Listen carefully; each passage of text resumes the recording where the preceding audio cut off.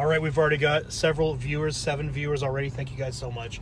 Again, this is Mike Schoening with Drive and Josh, and this is the live Q&A, live discussion with guests with the correct Messianic Jewish answers to common Christian questions. Now, to introduce myself, my name is Michael Schoening. I live in Colorado Springs, Colorado.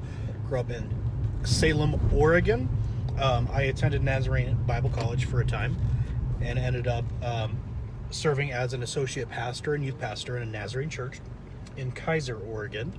And then went to Hebraic Roots, and that was a very interesting thing, a place called Restoration Fellowship. Ended up getting my ordination there as a Hebraic Roots minister after a while, and was a co-host on a radio show called The Wise Guys on Hebrew Nation Radio. And The Wise Guys, it was an amazing show, and it was a lot of stuff just like this, a lot of discussion. I was called in the middle of a mikvah, ritual baptism, to move to Colorado Springs by the Lord. So September 15th, 2015, my wife, Maria, and I had sold most everything we owned and moved to Colorado Springs. And we've been working on 7 missions that the Lord gave us here in Colorado Springs.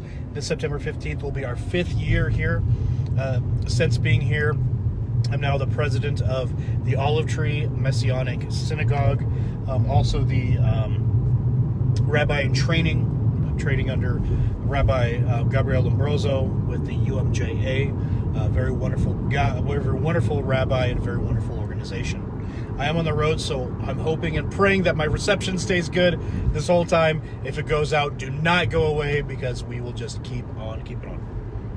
And also president of the Southern Colorado Messianic Union, and I'm also on the board and the Code of the Rockies, which is a big Sukkot gathering we have out here in the Rockies area. So keep myself busy. I'm also the general manager of something called Castelli Interiors. It is an interior finish company. We are a stone fabricator. We do cabinet installation. I've been a kitchen designer for 6 years. No, closer to 7 years now. Oh my God. Yeah, for a while. So these videos, I love to do them. I love to bring people in. Now, Facebook has brought back the feature to have somebody else in the video.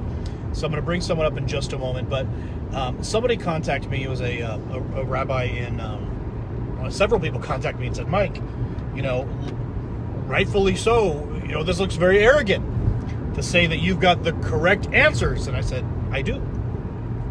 And some people said, well, what do you mean? You actually believe you have the correct answers to common Christian questions and to represent Messianic Judaism? And I said, yeah, I do. And one guy said, okay, I'm interested. And I said, exactly.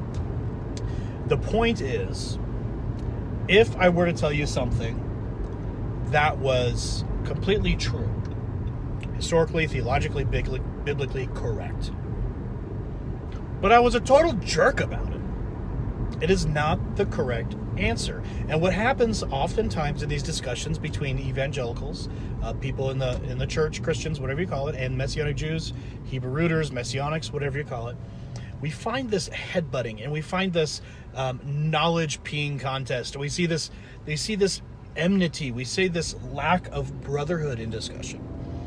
And some of my very best friends are going to be on this video tonight are pastors, Christian pastors. Now, we don't agree on everything. We disagree on a lot, on some very core issues. But we're flesh. It is still flesh of my flesh, bone of my bone. And we are brethren in this tree. And we are just different branches of the tree of Israel. Now, we're going to go ahead and start bringing some people in. We have some wonderful guests, and I'm very excited. I'm going to leave an open forum. So I'm going to turn on the comments. But I'm not going to look at them too much, because I am driving. So we're going to go ahead and bring in Ephraim Judah, and he is going to explain what he does in ministry, and we're going to have some discussion. So this will take just a minute. And like I said, guys, hoping and praying that internet stays awesome. Ephraim. What's up, man? Hey, bro. Oh, just driving and joshing. Yeah, man. I'm just sitting there hanging at my house, and you gave me a buzz, so here I am. Beautiful. Hey, appreciate your time, man. I know you're probably a busy guy. This discussion, this is going to be epic, and I'm really excited to have a lot of different perspectives. And one of my favorite movies is Ratatouille. I'll admit it, it's a kid cartoon. And I love how the critic at the end says it tastes like perspective. And it's this beautiful, beautiful thing. So, you know, I have claimed to have the correct answers. It's he's shaking his head now. So the first thing is we're gonna have some pastors on, but go ahead and explain, you know, who you are, what you do, and what you self-identify as. Well, my name is Ephraim Judah. I am the director. Yeah, right. I'm the director of Lion and Lamb Ministries. I've been basically Messianic my entire life. I've been working in ministry since 2002. I only just recently took over the directorship of Lion and Lamb Ministries, and I've also served as the director of Camp Yeshua, Messianic Youth Summer Camp. That's since I took over that in 2008.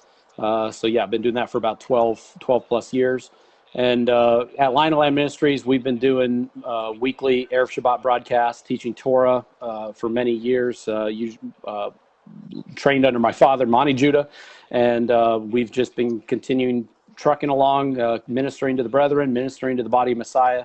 We have a huge Feast of Tabernacles celebration we hold in Chandler, Oklahoma every single year. And we also have the MessianicMarketplace.com, and we sell products, produce resources for other Messianic teachers, guys like Rico Cortez, Eddie Chumney, to name a few. And we've just been continuing to serve the Lord in whatever capacity the Lord's leading us to serve. And you forgot one. What's that? You're my non-identical twin. You're right. We brother from another mother, I guess. That's and right. Yeah, we might get mistaken if we happen to be in the same room. I identify as Messianic. That's what I like to call myself. I am Jewish by heritage, I guess, through my father's line, through my last name. I can trace my lineage back. I'm the 8th generation of Judah in the United States of America. My father and I didn't change our name to be somebody special in this movement. So I can trace my lineage back in my father's line, so I might not be officially Jewish according to mainstream Judaism. But ultimately, who the Lord has called me to serve and to minister to is many brethren. It doesn't matter what your heritage is. They didn't grow up Jewish.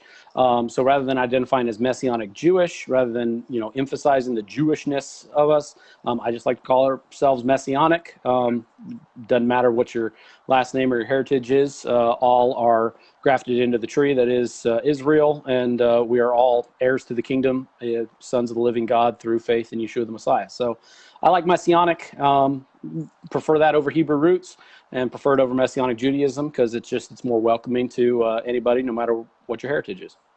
That's awesome, and we definitely are going to get into that a little bit today as well. Now, you said you've been Messianic your entire life. Yes. Well, I say that. I did keep Christmas when I was 3 years old. There's a couple of pictures and photographs that are proof of that. Yeah, my father, my family, we always kept kosher, always knew what our heritage is. Basically, my father started really walking in Torah and started teaching Torah right about at the time when I was born. I think about in 1986. I was born in 85.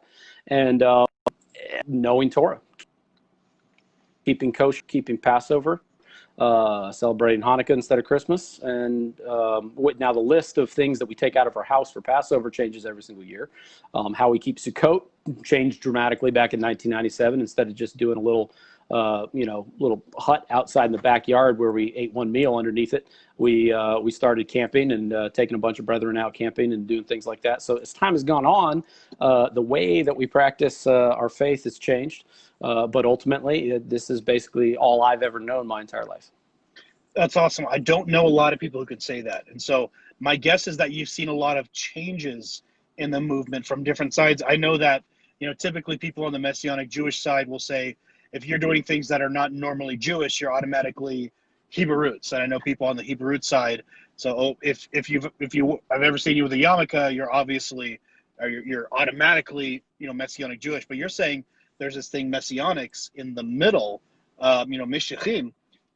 There's something that maybe not in the middle, but whatever it is, you identify as that thing and find it actually to be um, more of an inviting title. I love that. It's pretty interesting. Yeah, I mean, as time has gone on, like I said, most of the brethren that have come through the ministry aren't Jewish by heritage. They didn't grow up in synagogue, even though I spent a lot of time in Messianic synagogues, know lots of blessings, know what a Torah service looks like, know how to honor a Torah scroll during a Jewish service. A lot of brethren didn't grow up with that. As an example, they grew up, sitting in pews on Sunday morning, and so basically to not emphasize certain things that are they're Jewish over one thing. Not that there's anything wrong with that. It's about trying to find that balance between ministering to people wherever they're at and what they're comfortable with, what's a part of their worship and their heritage. I grew up putting a talit and a kippah on every single service. I still do. Now in the congregation where I go into, I'm usually one or maybe two people that might put a talit on. And that just is because that's a part of my upbringing. It's part of the way that I worship. With a talit, but then other people they don't, but they got the zitziot hanging on their belt loops. So it's really just it's whatever anybody's comfortable with in their form of worship and how they walk and practice their faith. That's awesome. So how do you? I've got some questions, but we'll save this for later. So we don't. I did start this a lot later than I had hoped for, but I want to keep to as much of my original time frame as possible. I know that you're in Oklahoma, so you're an hour ahead of me, so it's almost, it's pushing 9 o'clock where you're at. Yeah, I'm kind of a night owl, so don't worry about it. Okay, perfect. Same here. Now, what we want to talk about now is basically, there's a lot of common questions that you're going to get, and that I'm sure you've got over the decades, and your dad's got over the decades, and I've got, of people walking in, straight off a church pew one Sunday, walking to a Messianic synagogue or Hebraic fellowship or whatever you want to call it, the next Sunday, probably, my primary belief, and I've heard this from several people, my first belief was, wow, this is a bunch of Jews who found Messiah and converted their synagogue into believing in Jesus, and they're Christians and they believe a lot of Christian things and live a Christian lifestyle, but they're from genealogy, they are Jewish. When people get in, and I thought that at first, and so when you get into a little deeper into it, you start talking to people, getting to know people, you find out that the majority of the movement are actually people, Christians, who wanted to start observing. Maybe they want to learn Hebrew, or maybe they love Israel, they wanted to go start with that. They want to learn the Hebrew, they want to enjoy the Shabbat. Maybe they come to a Passover Seder. That's a big entry-level thing for a lot of believers. And they want to learn the feast days and things like this. And then at some point, they start identifying as Israel and no longer as a Gentile. And we find that the majority of the people in this movement are of a Christian background, not a Jewish background. So when people come in, they have a pretty standard list of questions. What would you say is like the top 3 questions that people have when they come in and they're checking things out? Well, off the top of my head, one of the first questions is really how to keep Sabbath, because the main thing is people want to practice their faith. They're used to going to church on Sunday mornings. Then they find out that Sunday's not the Sabbath. They find out that sundown Friday to sundown Saturday is the Sabbath. So immediately they're like, okay, I got to keep the Sabbath. Then they got to figure out if they make sure they don't work on Sabbath. How do I keep the Sabbath? How do I set it apart? Should I do Kiddush? Should I not? That's usually like the first thing that people want to know, and that's the first thing that they sort of realize. And that fundamental shift is switching what days they worship on, what days they observe their day of rest, and then learning how to either not buy and sell on Sabbath, not work, ceasing from their labors, and things along those lines. So the first question is always about Sabbath, keeping Sabbath. They have this heart to find that sanctuary and time that is the Sabbath, to follow the Lord, to study His Word, and to start following that way. So the first question is Sabbath, and they find a Sabbath-keeping congregation. And all the questions that go right along with that. Usually go ahead. I was just going to say, why don't we hang on that for a second? So you mentioned something, and it just kind of was through passing, but if you,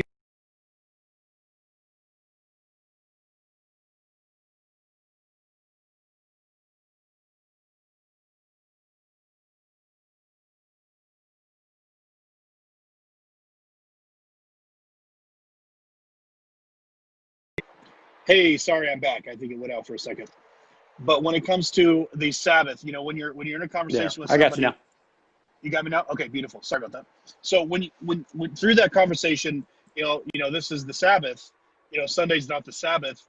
That in that conversation, that's really like a bomb, a doctrine bomb being dropped on somebody.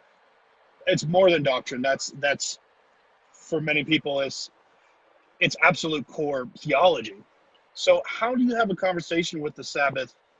And the point is the wrong answer is in this conversation I'm saying the wrong answer is the rude one. How do we have a conversation with somebody that is more gentle and compassionate without lacking in truth? Well, I think one of the biggest things, and I've seen this constantly with people who have come out of the Christian church, joined a Messianic congregation, immediately in their hearts and sometimes in their verbiage, they immediately have either disdain, sadness, frustration, anger toward the Christian church that they came out of, toward Okay. their pastor, toward like that they've been lied to as to when the Sabbath actually is. And I think one of the wrong answers that has been over time is that we have fostered that anger or that frustration and joined with them in telling them you're right, they did lie to you, they did do this, and we planted that idea or that seed that that there is something really bad about the church. And then ultimately that's created an entire generation of messianics that don't want anything to do with the church. They don't want their congregation to look like a church. They don't want to sing the same songs they used to sing, or they want to learn, and they start scrubbing all of that stuff that they did in the church to now do what is messianic. And I think that, again, you were talking about the right answer, wrong answer.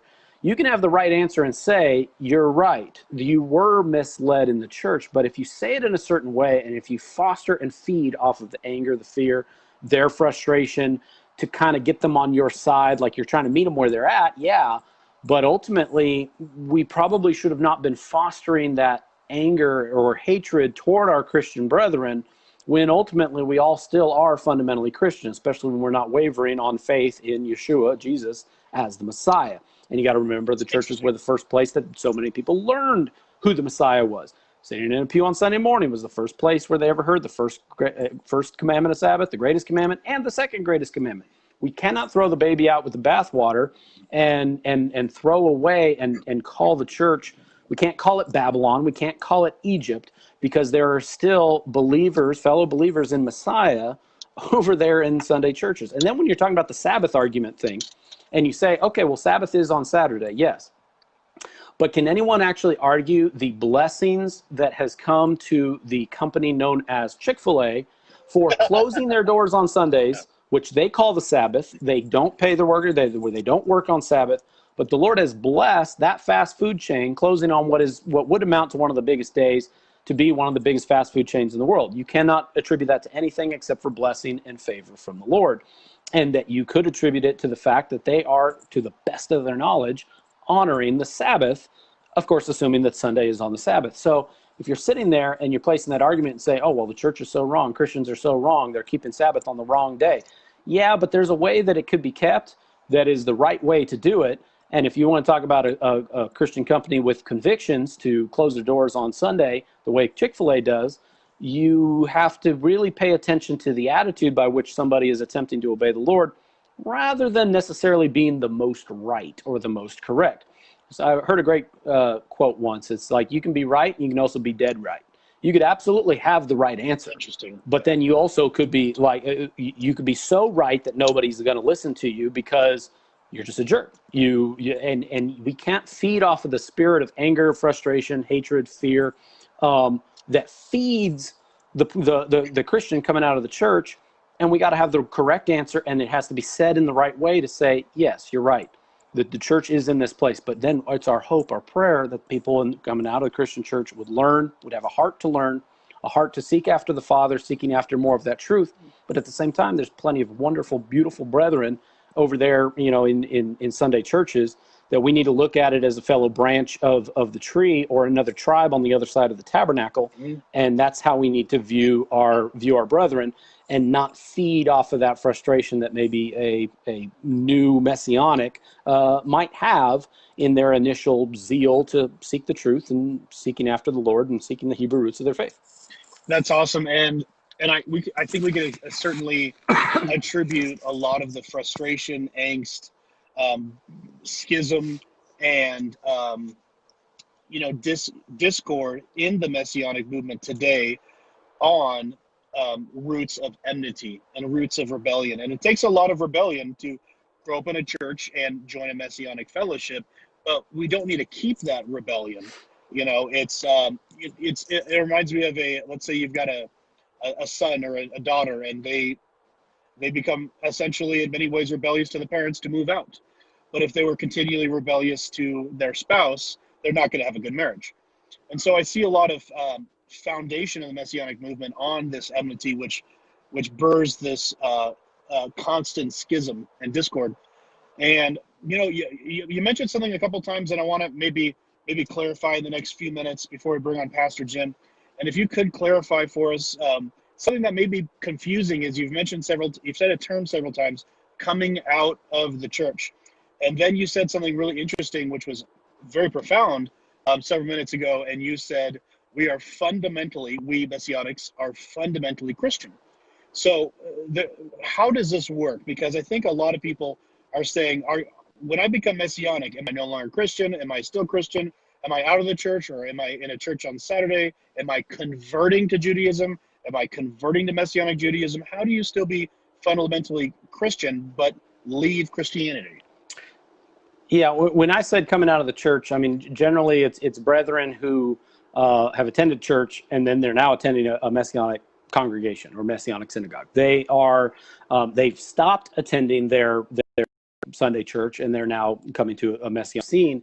As I've seen a lot of Messianic brethren start to realize more that are along the lines of thinking that I'm saying, is realizing how much our faith in Messiah fundamentally defines who we are, and that we are, that as Messianics, more a denomination of Christianity than we are a branch of Judaism. That's certainly the case. Now, Messianic Judaism, mainstream Messianic Judaism, has tried to become the fourth branch of Judaism, but fundamentally, when we're talking about salvation issues, when we're talking about what is the unwavering part of our faith, we can sit here and argue, how to keep the Torah, how to keep the commandments, how to keep what the holiday, what we can't do, shouldn't do, what blessings we should do, whatever it might be. We can sit here and talk about all those things, but ultimately the one thing that we are unwavering on is our faith in Yeshua of Nazareth as our Messiah, our Lord and Savior, that no one goes to the Father except through him, and that he is our high priest. He's the intercessor between us and God, and for us to enter into the presence of God, we need that intercessor, we need the high priest. And so that Yeshua, being that high priest to us, is that unwavering part of it. And if we are unwavering on that, then fundamentally we are like the first century Christians, which were Jews that initially walked and believed in Yeshua of Nazareth. And that would make us more Christian. So when I say coming out of the church, that just means that they've stopped attending their Sunday church. But then, honestly, if they still wanted to attend their Sunday church, especially if they still have brethren there, especially if they still have a youth in the youth program that has friends there, blessings to them. There's nothing wrong with worshiping on Sunday. Absolutely. It might not be the commanded time of Sabbath, but there's nothing wrong with worshiping the Lord on more days of the week. We're not going to sit here and argue against people that hold fellowships and Bible studies on Wednesday or Thursday or anything like that. So ultimately, if you want to continue to worship the Lord, by all means. So fundamentally, we are all Christian if you are unwavering in your faith in Jesus the Christ, Yeshua the Messiah. I love it. It reminds me of Romans 1:16, for I am not ashamed of the gospel, because it is the power of God that brings salvation to everyone who believes, first to the Jew and then to the Greek. And I think that is an unwavering thing. I love how you brought that up. It's an unwavering thing that a true Messianic is not willing to give that up. Now, of course, on the Messianic Judaism side, there's certainly a lot of argument on the divinity of the personhood of Yeshua. But I would say for the majority of Messianics, we're not willing to waver on that he is fully man and fully God. So, man, I really appreciate it. I know we're going to have more amazing conversations soon. And you mentioned me coming to Oklahoma. And I just want to let you know